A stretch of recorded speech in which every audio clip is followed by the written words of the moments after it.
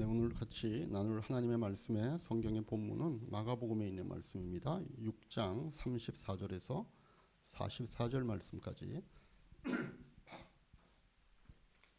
마가복음 6장 34절에서 44절 말씀까지 우리 한 절씩 나누어 읽겠습니다. 예수께서 배에서 내려서 큰 무리를 보시고 그들이 마치 목자 없는 양과 같으므로 그들을 불쌍히 여기셨다. 그래서 그들에게 여러 가지로 가르치기 시작하셨다.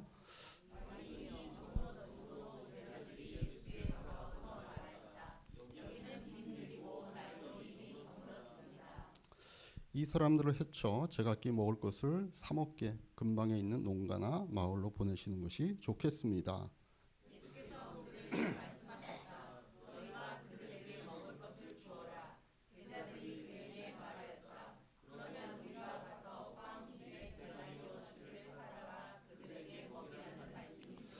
예수께서 그들에게 말씀하셨다. 너희에게 빵이 얼마나 있느냐? 가서 알아보아라. 그들이 알아보고 말하였다. 빵 5개와 물고기 2마리가 있습니다.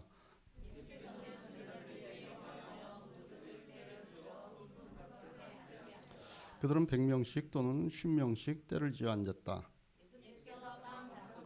물고기 2마리 들어서 하늘을 쳐다보고 축복하신 다음에 빵을 떼어서 제자들에게 주시고 사람들에게 나누어 주게 하셨다. 그리고 그 물고기 2마리도 모든 사람들에게 나누어 주셨다. 그들은 모두 배불리 먹었다. 빵 부스러기와 같이 봅니다. 빵을 먹은 사람은 남자 어른만도 5,000명이었다. 아멘. 네, 우리가 잘 아는 그런 성경의 본문입니다. 우리 말씀 나누기 전에 앞뒤 옆에 분들하고 다시 한번 하늘복으로 축복하십시다. 하늘복 많이 받으십시오. 인사합시다. 하늘복 많이 받으십시오. 하늘복 많이 하십시오. 오케이. 자, 오늘 본문은 다르지만 제목은 지난주와 같죠? 기억하시죠? 주보에 보면 이거는 카네이션 종류가 아니라 라틴어 인카나티오라고 하는 말에서 온 그 인카네이션, 풀면 육체 안에라고 하는 뜻이라 그랬죠. 우리말로 제대로 풀면은 성육신이라고 하는 말입니다. 하나님께서 육체의 몸을 입고 오셨다라고 하는 뜻이죠.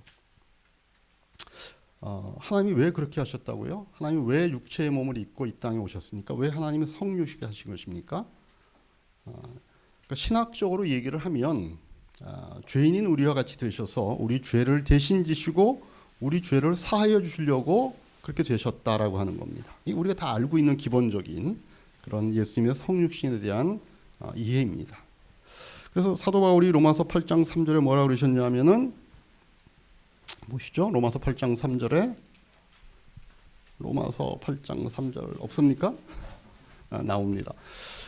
자, 같이 보십시다. 육신으로 말미암아 율법이 미약해져서 해낼 수 없었던 그 일을 하나님께서 해결하셨습니다. 곧 하나님께서는 자기 아들을 죄된 육신을 지닌 모습으로 보내셔서 성육신 하셔서 뭐 하려고? 죄를 없애시려고 그 육신에다 죄의 선고를 내리셨다라고 바울이 그렇게 얘기할 수 있었던 거죠. 다시 말해 우리의 구원을 위해서 예수님이 성육신 하신 것입니다. 그래서 1차적인 성육신의 그 이유는 우리의 영적인 구원을 위한 것이다. 죄의 대가로 죽을 수밖에 없는 우리 인류를 죄의 결과와 죄의 세력으로부터 자유케 하시려고 예수님은 성육신 하셨다. 다 아는 바고 우리가 공감을 하는 바입니다.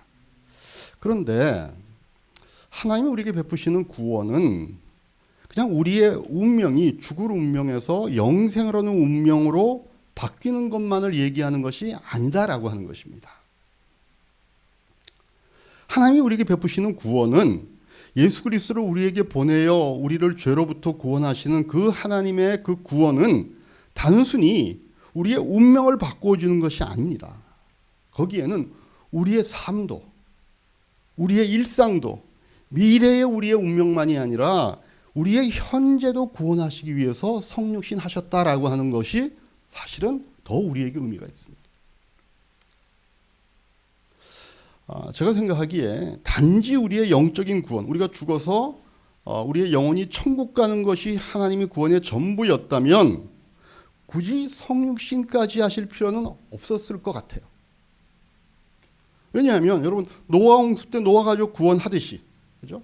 소돔 고모라 때 롯의 가족을 하나님께서 구원하듯이 이스라엘 백성을 애굽으로부터 탈출시키셨듯이 우리에게 닥쳐진 그 위기에서 우리를 구원할 때는 하나님의 능력과 하나님의 말씀으로도 충분히 하셨잖아요. 그죠? 그러니까 굳이 성육신이라고 하는 방법이 아니고서도 하나님은 우리를 그렇게 우리의 고난과 우리의 죽을 운명으로부터 우리를 건져내시는 방법은 얼마든지 가능하다는 것입니다. 또 한 걸음 더 나아가서 정말 우리의 인간의 죄를 대신하기 위해서는 꼭 성육신을 해야 된다 그러면 그 시점이 우리가 알듯이 예수님이 이 땅에 마리아의 태중으로부터 시작되어서 차근차근 인간의 모든 경험을 해나갔던 그런 식 말고, 그러니까 태아로부터 시작하지 않고 그냥 우리의 죄를 지게 되는 그 십자가 사건 몇 달 전에 그냥 성인의 모습으로 오셔가지고 십자가를 지고 돌아가시면 되잖아요. 그것도 성육신이잖아요. 근데 하나님이 우리에게 말씀하시는 성육신은 정말 그 태중에서부터 인간이 겪어야 될 모든 출생과 성장의 과정을 다 겪으신 성육신의 모습이었다는 것. 왜 그런 방식을 택하셨을까? 왜 그러셨을까? 하나님 베푸시는 구원을 우리의 운명을 구원할 뿐만 아니라 우리의 실제적인 삶도 구원하시는 것이 그 안에 포함되어 있기 때문에 그렇습니다. 삶을 구원한다는 게 뭘까? 삶을 구원한다는 게 뭘까? 예수님께서 이 표현을 어떻게 하셨는가를 우리가 찾아보면 이해하기가 쉽습니다. 예수님께서 요한복음 10장 10절에 이렇게 말씀하셨습니다. 같이 한번 읽겠습니다. 도둑이 오는 것은 도둑질하고 죽이고 멸망시키려는 것뿐이요 내가 온 것은 양으로 생명을 얻게 하고 더 풍성히 얻게 하려는 것이다. 하나님 우리에게 베푸시는 구원은 단지 우리의 생명을 구원하는 것에 머무는 것이 아니라 그 얻은 생명을 더 풍성하게 하는 것까지가 포함된 것이라는 거죠. 그걸 위해 예수님께서는 성육신하신 것입니다. 단순히 우리의 생명을 죽을 운명에서 영원한 생명으로 바뀌는 것만이 아니라 얻은 그 생명이 풍성해지게 하는 것이 예수님의 성육신의 깊은 의미라고 하는 것이죠. 그러면 어떤 것이 얻은 생명을 풍성하게 누리는 것이냐라고 하는 것이 중요하게 되겠죠. 여기서 말하고 있는 풍성하다는 것은 양을 얘기하는 것이 아닙니다. 우리가 보통 풍성하다 그러면 양쪽에 초점을 맞추죠. 그죠? 근데 여기서는 그런 식의 표현이 아니라 질적인 풍성함을 얘기하는 것처럼 보여요. 그게 맞는 것 같아요. 다시 말해서 하나님의 구원을 통해 우리가 얻는 생명은 우리가 경험하는 일상의 모든 것들의 가치를 다르게 보도록 하는 변화를 일으킴으로써 얻는 풍성함을 얘기한다는 겁니다. 이게 무슨 얘기인가 하면 우리가 예수를 믿게 되면 갑자기 축복의 거리가 늘어나서 그게 풍요하다는 게 아닙니다. 자녀가 한 명뿐이 없었는데 예수를 믿으니까 갑자기 애가 2명이 되고 3명이 되는 게 아니라는 거예요. 자녀를 못 낳던 사람이 예수를 믿고 나니까 자녀가 갑자기 쌍둥이도 나고 뭐 그런 의미의 풍요함이 아닙니다. 나는 재산이 100만 원밖에 없었는데 예수를 믿고 나니까 갑자기 막 사업이 잘 돼가지고 내가 10억을 만드는 사람이 돼. 내가 몸이 약해가지고 비실비실하고 늘 건강 때문에 힘들었는데 예수를 믿으니까 내가 막 국가대표 체조 선수가 되는 거야. 내 IQ가 80 정도인데 예수를 믿고 나니까 갑자기 머리가 막 기도하는 가운데 좋아져가지고 IQ가 갑자기 200이 가까워서 멘사 회원으로 막 그냥 서로 모셔가려고 그래. 그런 식의 풍요함이 아니라는 겁니다. 여기서 말하는 예수님이 말하는 풍성한 생명이라고 하는 것은 여전히 자녀가 그냥 하나야. 그리고 그 자녀도 여전히 속 썩이는 자녀인데 그를 바라보는 내 시각이 바뀜으로 그 아이와의 관계가 달라진다는 것입니다. 그래서 풍성해지는 겁니다. 내가 여전히 가난해, 힘들어. 근데 그 가난의 의미가 예수를 믿고 나니까 그 가난의 의미가 나에게는 다르게 해석이 되는 거예요. 옛날엔 그게 불평이었고 그것 때문에 고통이었고 나의 삶에 많은 것들이 제한되어 있었다고 생각했는데 이제는 그 가난의 의미가 달라지니까 내가 가난을 보는 시각에서부터 나는 오히려 감사 쪽으로 갈 수 있더라는 거죠. 몸이 여전히 약해요. 그래서 나는 여전히 예수를 믿고 나도 몸이 여전히 약한데 내가 더 약한 자들을 섬기고 있는 풍성함이 있더라고요. 나는 여전히 머리가 나빠요. 근데 나에게 머리가 나쁜 대신에 나에게 엄청난 감수성이 있다는 걸 깨닫게 되고 그걸로 머리가 좋은 사람보다 훨씬 더 좋은 관계들을 만들어가는 그 중심에 내가 있게 됐다는 걸 아는 거예요. 그게 여기서 말하는 생명의 풍성함입니다. 다시 말해서 뭔가를 더해지는 것이 있어서 풍성한 것이 아니라 무채색이었던 삶의 색깔이 빛을 담고 살아나는 풍성함이 내 삶 가운데 생긴다는 거예요. 똑같은 빨간색이에요. 근데 무채색하고 그게 반짝반짝 빛나는 빨간색은 다르잖아요, 분명히. 그게 지금 하나님이 우리에게 말씀하시는 성육신을 통한 삶의 구원인 것입니다. 실제로 우리의 삶의 현실의 삶이 그 구원을 통해 달라지는 것을 얘기하는 것이죠. 그 이전에는 내 삶의 많은 부분이 죄의 먼지가 덕지덕지 앉아 있었어요. 똑같은 것인데 어느 날 예수를 믿고 나니까 그렇게 나를 이렇게 나에게 이렇게 덮여져 있었던 그런 죄의 먼지들이 나의 일상의 삶으로부터 이렇게 벗겨져 내므로써 실제로 나의 본 모습들이 드러난다는 거죠. 똑같은 삶이에요. 근데 예수 안에 있음으로 그 삶이 다르게 보이고 다르게 쓰이며 다른 꿈의 재료들로 변하게 됨으로써 우리가 경험하는 풍성함이라.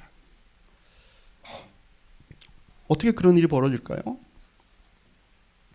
여러분, 하나님은요 우리의 운명에만 관심이 있는 분이 아니시고 우리의 삶 전체가 원래 창조 때의 삶으로 회복되고 누려지기를 하나님이 소원하시기 때문에 그렇습니다. 야, 너 지옥 갈 운명인데 이제부터 내가 예수를 통하여 너를 영원한 생명, 나중에 죽으면 천국 가게 할 거, 얘만 하나님이 관심이 있는 게 아니에요. 현실, 우리가 살아가는 이 삶이 원래 하나님이 창조 때 가지셨던 그 계획과 뜻과 그 축복 아래로 들어가기를 원하시는 거예요. 여러분, 하나님이 우리를 창조하실 때 영원히 사는 존재로만 창조하신 것이 아닙니다. 삶을 행복하게 살라고 우리를 창조하신 거예요. 그래서 창조의 순서를 봐도요, 인간을 만드는 시점이 어디입니까? 마지막 날이었죠. 그 전에 뭐 하셨어요? 그 인간이 살기에 가장 최적한 환경을 먼저 만드시잖아요. 아무렇게나 하시고 인간을 먼저 만들어가지고 야, 내가 이부터 세상을 창조하려고 그러는데 나 혼자 힘들어. 그럼 우리 같이 하자. 그래도 처음부터 뭐 새도 만들고 무슨 바다도 만들고 무슨 하늘도 만들고 이러신 거 아니에요. 인간이 살기 위한 최적의 조건은 하나님이 다 하셨어요. 그리고 그 모든 것들을 완성시킨 다음에 인간을 그 최고의 장소 중에 최고인 에덴 동산에 살도록 한 거예요. 왜? 하나님이 인간이 행복하게 사시길 원한 거예요. 그래서 인간이 죄를 범하고 이 하나님의 뜻으로부터 벗어난 후에 하나님 뭐 하셨어요? 끊임없이 이 원래의 삶을 회복시키기 위해 하나님이 애쓰신 겁니다. 그게 가장 잘 드러나는 것이 뭔가 하면 구약의 목사님 율법 그러면 뭔가 딱딱하고 삭막하고 어떤 규칙과 어떤 법조문들인데 거기에 어떻게 하나님이 우리의 행복을 위해서 그것들을 주셨다라고 하는 그런 것들이 어디 거기에 있을까요? 마치 그런 것처럼 보이지만 그래서 우리가 성경 읽을 때 제일 힘들어하는 부분 못 넘어가고 이제 성경 읽을까 말까 고민하는 게 어디예요? 레위기, 신명기, 율법이 쫙 나오는 것 가면 고민이 되잖아요. 읽다 말다 그러고 맨날 뭐 하라 하지 말라 그러니까 굉장히 우리가 읽기 힘들어하는 그 이유가 뭐예요? 괜히 딱딱해 보이고 뭔가 거기에는 어떤 의미가 안 들어가 있는 것 같고 어떤 그냥 조항 같고. 그런데 우리가 한 단계 더 들어가서 율법을 생각하면 이게 우리를 향한 하나님의 사랑과 축복으로 둘러싸여 있다는 걸 깨닫게 됩니다. 제가 요즘 보고 있는 책에서 제가 인용을 할 건데 어떤 성경 공부 팀에서 레위기를 공부하고 있었어요. 한 주 동안 레위기를 읽고 와서 자기가 읽은 한 주간의 그 레위기에 읽은 본문들을 나누는데 어떤 사람이 이렇게 물었다고 해요. 하나님은 왜 고기를 어떻게 준비하고 가축을 어떻게 하고 여성들의 월경 주기에 어떻게 하는 이런 식의 관심을 하나님은 가지실까요? 레위기 보니까 맨날 그런 얘기 드린 거예요. 하나님이 그렇게 하실 일이 없었어요. 그렇게 누가 질문을 한 거예요. 그러니까 그 모임에 있었던 다른 누군가 이렇게 답을 했다 그래요. 저는 레위기가 지독할 정도로 이 땅의 것들에 집중해서 좋더라고요. 하나님께서 우리의 부엌, 우리의 화장실, 우리의 욕실에서 일어나는 일들에 관심이 있으셔서 참 다행이에요. 왜냐하면 우리가 거기서 대부분의 시간을 보내니까 하나님이 내 영혼만 원하는 게 아니라 하나님을 섬기기 위해서 교회에만 있어야 하는 것이 아니라서 저는 좋아요. 부엌 싱크대에서조차 그분께서 우리와 함께 하신다는 거니까요. 부엌의 냄비와 프라이팬, 식기세척기에도 나타나시니 우리가 그분을 만나지 않을 장소는 없다는 걸 레위기를 통해 저는 깨달았어요.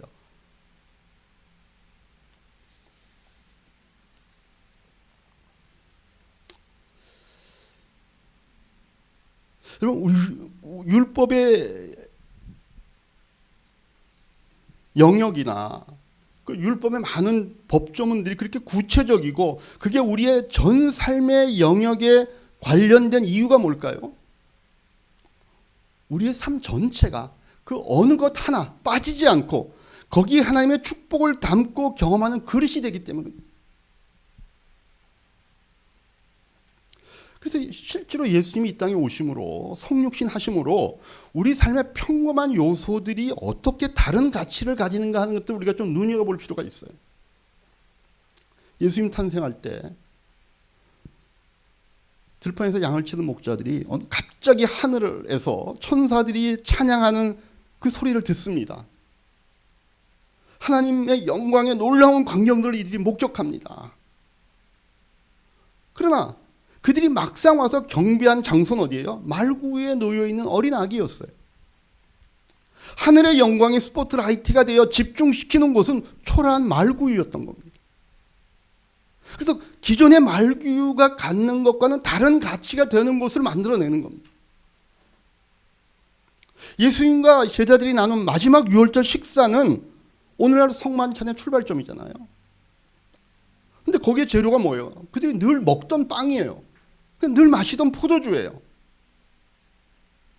근데 거기에 하나님의 구원의 은총을 담는 새로운 의미가 부여되는 거예요. 말구유가 하나님의 영광이 임하는 자리가 된 것이고 그냥 늘 먹던 빵과 포도주라는 일상적인 음식들이 우리의 구원의 은총을 담는 재료들을 갖는 놀라운 어떤 신성을 표현하는 방식이 되는 거예요. 그래서 존 칼빈이라고 하는 놀라운 그 신학자시죠. 이분이 뭐라고 얘기하시냐면은 하나님 그분께서는 눈에 보이는 것들을 통해서 거룩한 것을 전해주신다 이렇게 말씀하셨어요. 여러분 사람들은요 보통 종교라 그러면 어떤 특정한 종교 예식, 어떤 선한 행동, 어떤 참 차원 높은 어떤 사고, 어떤 이런 또는 뭐 고결한 어떤 감정 이런 것들이 종교라고 생각합니다. 근데 여러분 기독교는요 그런 종교가 아닙니다. 기독교는 성육신 안에서 삶 자체가 구체적으로 달라지게 하는 삶의 종교입니다. 우리의 말, 우리의 행동, 우리의 형편, 우리의 관계, 우리의 직업, 우리의 정치 성향, 우리의 모든 식생활을 비롯한 우리의 삶의 모든 것들이 다른 가치, 어떤 가치? 하늘에서 인정받을 수 있는 가치로 변화되어 풍성하게 만드는 것이 하나님이 우리에게 베풀어 주시는 구원의 내용들입니다. 그러니까 우리의 삶, 세상의 삶이 따로 있고 하나님과 관계된 삶이 따로 가서 이거는 종교적으로 어떻게 처리하고 이쪽은 세상의 원리에 따라 살아가도록 하는 것이 아니라 우리가 보통 만나는 일상적인 이 모든 것들이 하나님의 거룩을 담을 수 있는 내용으로 바뀔 수 있는 말을 한다는 거예요. 그래서 우리의 삶이 풍성해진다는 거예요.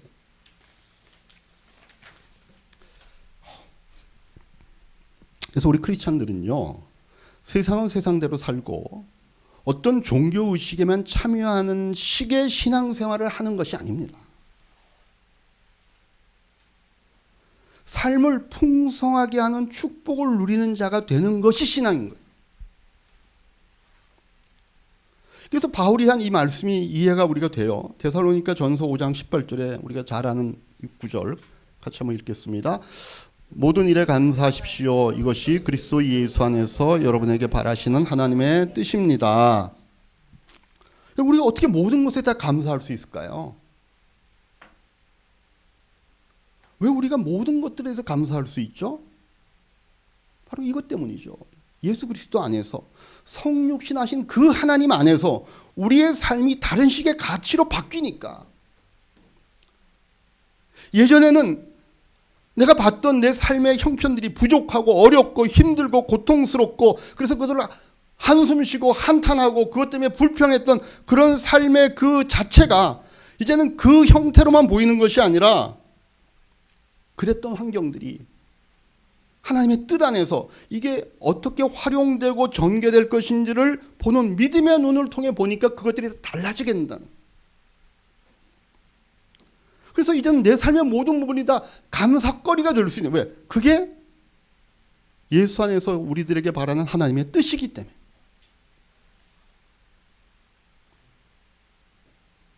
예전엔 불평과 원망과 한숨거리였던 이 모든 것들이 감사의 내용으로 변할 수 있는 그 놀라운 능력이 우리 안에 들어와 있는 겁니다.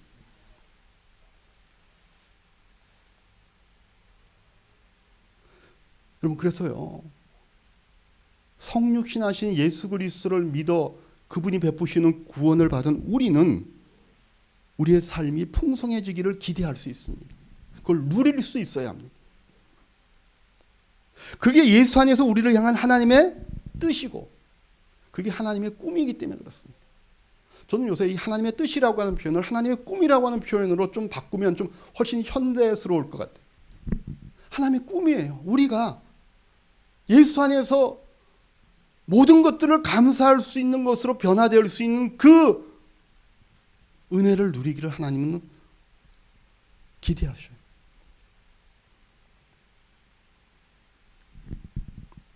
세상만을 살아가는 사람들과는 다르게 우리 성도들은 다른 삶을 선택하고 누리며 살 수 있는 존재들입니다. 성령님이 그렇게 우리를 돕고 우리를 그렇게 인도하실 것입니다. 기독교는 단지 어떤 영적인 욕구만을 채우고 많은 것에 끝나는 것이 아닙니다. 그래서 오늘 제가 읽었던 본문입니다. 그래서 이제부터 본론을 할 겁니다. 앞에 제 별명이 서론리라 그랬죠. 서론리. 자, 오늘 본문으로 왔어요. 오병이의 기적. 여러 가지 많은 목사님들이 이 주제를 갖고 얘기하고 뭐 설교하고 또 많은 그 어떤 도움을 주는 그 가르침을 주셨습니다. 근데 제가 오늘 초점을 맞추고 싶은 부분은 뭔가 하면 딴 거 아니에요. 예수님이 이 사람들 남자만 5,000명 합치면 한 2만 명쯤 되는 그 사람들을 정말 풍성히 먹이셨다는 겁니다. 오늘 제게는 그게 들어오더라고요. 예수님께서 이 사람들을 풍성히 먹이셨어. 얼만큼 풍성히? 먹고 남은 게 12바구니. 자, 6장 34절에 보면 이 사람들이 왜 그렇게 많이 모여들었냐 하면은 예수께서 배에서 내려서 큰 무리를 보시고 그들이 마치 목자 없는 양과 같으므로 그들을 불쌍히 여기셨다. 그래서 그들에게 여러 가지로 가르치기 시작하셨다. 왜 이 사람들이 지금 여기에 모여 있어요? 예수의 말씀을 들으려고 모여 있는 겁니다. 저분의 말씀을 듣고 싶어. 모여들었어요. 그래서 예수님께서 이들의 그런 영적인 빈곤함을 불쌍히 여기셔가지고 여러 가지로 가르치셨다 그러죠. 많은 시간을 집중하실 만큼 최선을 다해 그들을 가르치셨습니다. 그럼 이제 거기 모인 사람들의 그 니즈가 채워졌겠죠.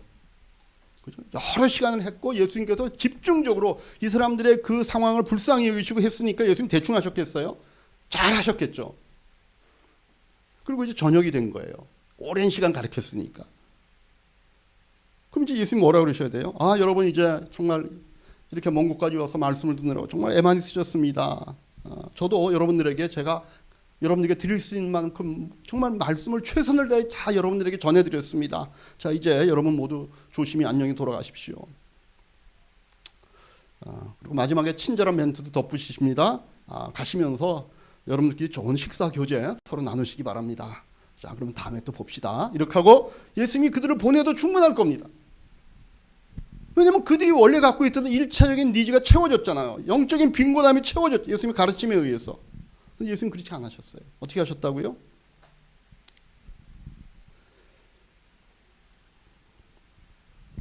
그들의 육적인 배고픔도 채워주셨다는 것입니다. 그게 제 눈에 보이더라고요. 여러분, 예수님은 우리의 영적인 그 욕구만 채워진 것에 관심이 있는 것이 아닙니다. 우리의 육신의 상태 그것도 회복되기를 원하는 거예요. 왜냐하면 그러려고 성육신 하신 것입니다. 성육신하셔서 인간의 모든 삶을 직접 채우려 하시고 그 삶의 연약함과 왜곡된 것과 망가지고 불합리한 이 모든 부분들도 다 구원해 주시기 위해서. 이제 너희가 내 말을 듣고 너희의 영적인 필요가 채워졌냐? 아, 그럼 됐어. 세상은 니네가 알아서 살아로 그렇게 하시는 분이 아니라는 거예요. 우리의 현실에서 당하고 있는 많은 문제들, 그 어려움들, 그 고통들, 아픔들, 내 스스로가 나를 봐도 불합리한 이런 모순된 삶 속에 있는 나의 문제를 그 문제까지 하나님이 채우신다는 겁니다. 그래서 우리가 얻은 생명은 풍성한 생명이라는 겁니다. 사랑하는 우리 이하이구의 성도님들, 저는 하나님이 베푸시는 이 풍성함을 여러분들도 누리게 되시기를 주님의 이름으로 축복합니다. 내 일상의 삶이 하늘의 가치를 담을 수 있는, 그냥 정말 이 죄에 오염된 세상의 방식에서 해방되어 하늘의 가치를 담는 삶이 되기를 바랍니다. 그냥 평범한 빵과 포도주가 바뀌어서 하나님의 구원의 은혜를 날마다 우리가 상기할 수 있는 것들로 바뀌어가듯이 예수를 믿고 난 후에 우리의 삶은 나의 눈빛, 나의 말투, 나의 몸짓 하나, 그 모든 것들이 다른 가치를 갖는다는 걸 우리가 알았으면 좋겠어요. 그래야 우리의 삶이 단순히 죽어서 천국 가는 데 끝나는 게 아니라 이 땅에서 그 하늘의 삶을 우리가 누리며 살 수 있다는 겁니다.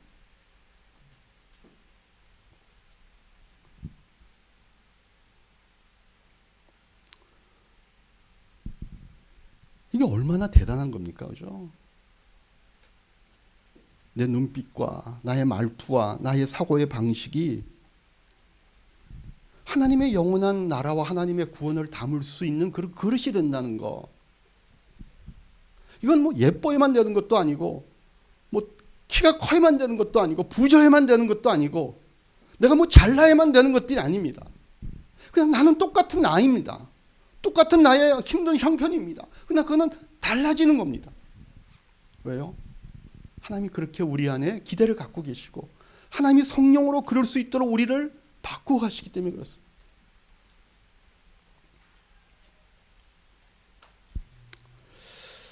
사랑하는 우리 아이교회 성도님들, 그렇게 예수님이 이 땅에 오셔서 우리에게 베푸시는 풍성한 삶의 주인공들이 되는 한 주간 되시기를 주님의 이름으로 축복합니다.